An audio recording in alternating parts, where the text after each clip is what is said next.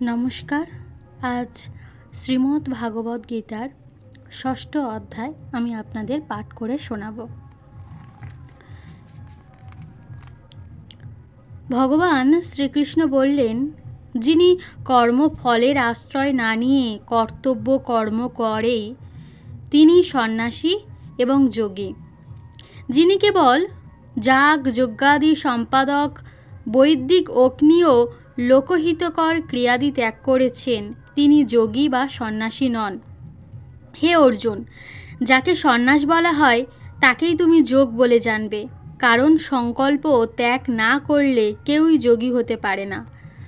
যোগ আরোহণে ইচ্ছুক মননশীল ব্যক্তির পক্ষে যোগ লাভের জন্য নিষ্কাম কর্ম করাকেই কারণ বলা হয়েছে, এবং যোগারূঢ় পুরুষের যে সর্বসংকল্পের অভাব হয় তাকেই তার পরম কল্যাণের কারণ বলা হয়েছে। যখন সাধক ইন্দ্রিয় সমূহের ভোগে আসক্ত হন না এবং কর্মেও আসক্ত হন না, তখন সেই সর্বসংকল্প ত্যাগী পুরুষকে যোগারূঢ় বলা হয়। নিজের দ্বারাই নিজেকে সংসার হতে উদ্ধার করবে এবং নিজেকে কখনো অধোগতির পথে যেতে দেবে না, কারণ মানুষ নিজেই নিজের বন্ধু, আবার নিজেই নিজের শত্রু। যে আত্মার দ্বারা মন এবং ইন্দ্রিয়াদি সহ শরীর বশীভূত হয়েছে সেই আত্মা নিজেই নিজের বন্ধু, এবং যে আত্মার দ্বারা মন এবং ইন্দ্রিয়াদি সহ শরীর বশীভূত হয়নি সেই আত্মা নিজেই নিজের শত্রু। শীত উষ্ণ, সুখ দুঃখ এবং মান অপমানে যার চিত্ত পূর্ণরূপে শান্ত, এইরূপ স্বাধীন চিত্ত ব্যক্তি সচ্চিদানন্দ ঘন পরমাত্মায় সম্যকভাবে অবস্থান করেন, অর্থাৎ তার জ্ঞানে পরমাত্মা ভিন্ন অন্য কিছুই থাকে না। যার অন্তঃকরণ জ্ঞান বিজ্ঞানে পরিতৃপ্ত, যিনি বিকার রহিত এবং জিতেন্দ্রিয়, যার দৃষ্টিতে মৃত্তিকা প্রস্তর এবং স্বর্ণ সমতুল্য, তিনি যোগমুক্ত, অর্থাৎ তার ভগবৎ প্রাপ্তি হয়েছে বুঝতে হবে।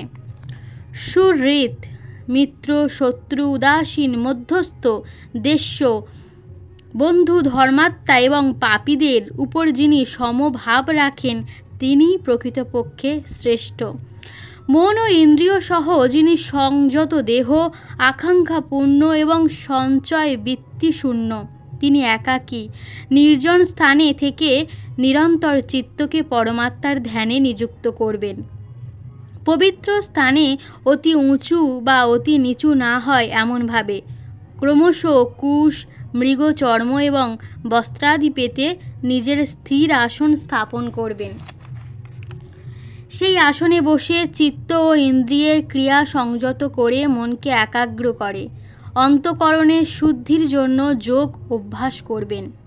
মেরুদণ্ড মস্তক গ্রীবাকে সমান ও নিশ্চলভাবে স্থির করে নিজ নাসিকার অগ্রভাগে দৃষ্টি স্থাপন করে, অন্য কোনো দিকে না তাকিয়ে। ব্রহ্মচর্য ব্রতে স্থিত ভয় রহিত ও প্রশান্ত চিত্ত যোগী সতর্কতার সঙ্গে মনকে সংযত করে মদগত চিত্ত এবং মত পরায়ণ হয়ে অবস্থান করবেন। সংযত চিত্ত যোগী এইভাবে আত্মাকে নিরন্তর পরমেশ্বর রূপ আমাতে সমাহিত করলে আমাতে স্থিত পরমানন্দের পরাকাষ্ঠা রূপ শান্তি লাভ করেন। হে অর্জুন, এই যোগ যারা অত্যাধিক আহার করেন এবং অথবা যারা একান্ত অনাহারী, যারা অতিশয় নিদ্রালু অথবা অত্যন্ত জাগরণশীল, তাদের সিদ্ধ হয় না। দুঃখ নাশক এই যোগ নিয়মিত আহার বিহারকারী, কর্মে যথাযথ চেষ্টাকারী এবং নিয়মিত নিদ্রা ও জাগরণশীলেরই সিদ্ধ হয়। চিত্ত যখন একান্তভাবে বশীভূত হয়ে পরমাত্মাতেই অবস্থান করে তখন ভোগে সম্পূর্ণভাবে আকাঙ্ক্ষা শূন্য পুরুষকে যোগযুক্ত বলা হয়।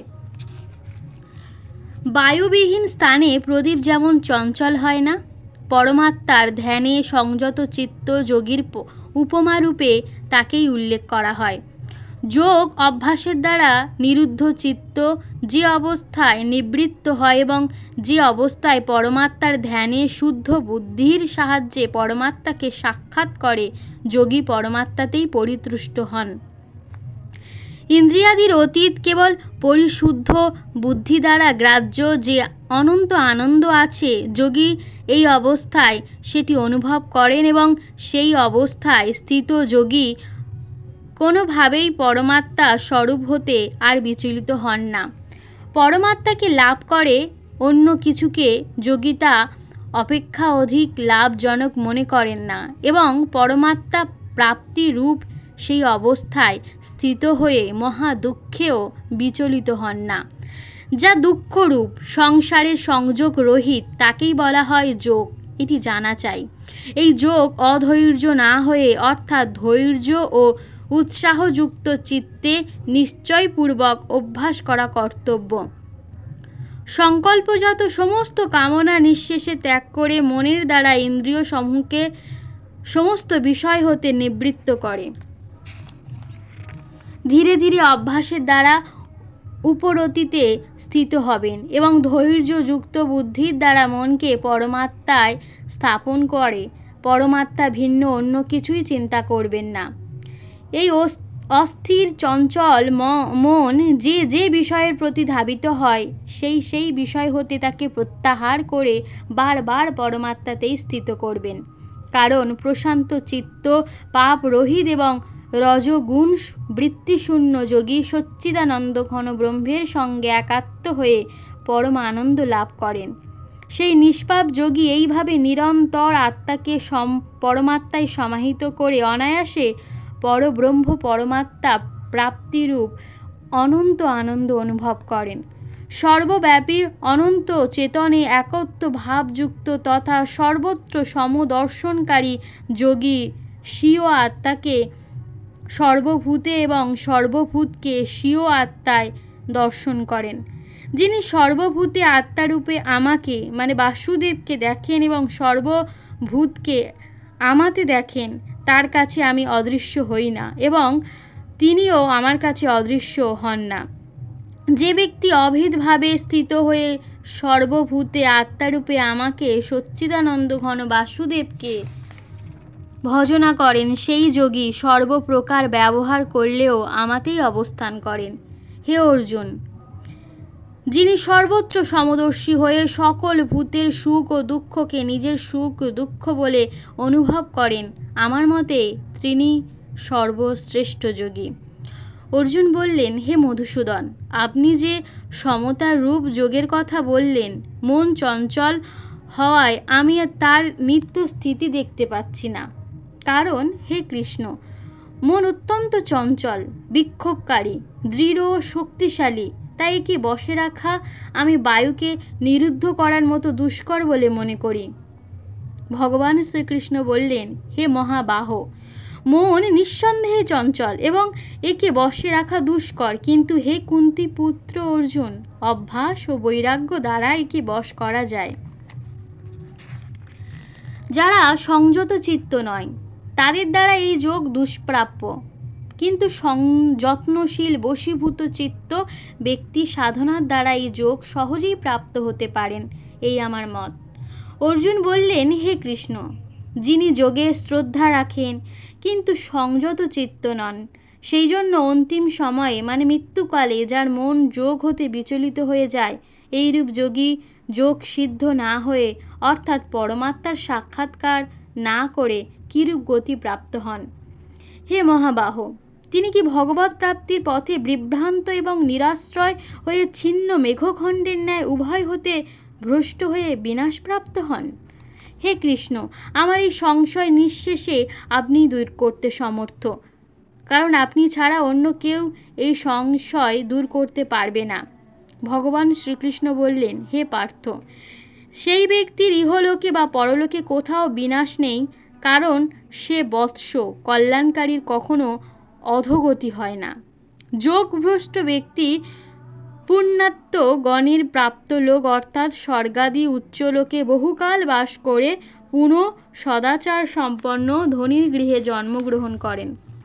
অথবা যোগ ভ্রষ্ট ব্যক্তি সেই সকল লোকাদিতে না গিয়ে জ্ঞানবান যোগীর কুলে জন্মগ্রহণ করেন। এইরূপ জন্ম জগতে অত্যন্ত দুর্লভ।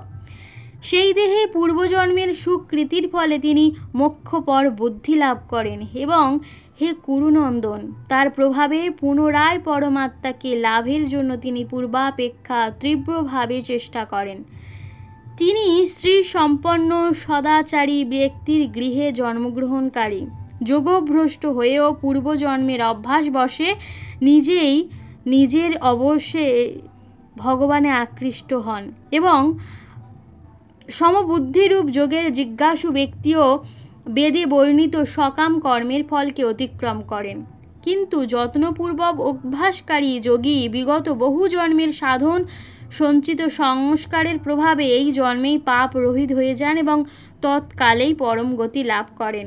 যোগী তপস্বীগণ অপেক্ষা শ্রেষ্ঠ, শাস্ত্রজ্ঞ পণ্ডিতগণের হতেও শ্রেষ্ঠ এবং সকাম কর্মানুষ্ঠানকারীগণ অপেক্ষাও শ্রেষ্ঠ।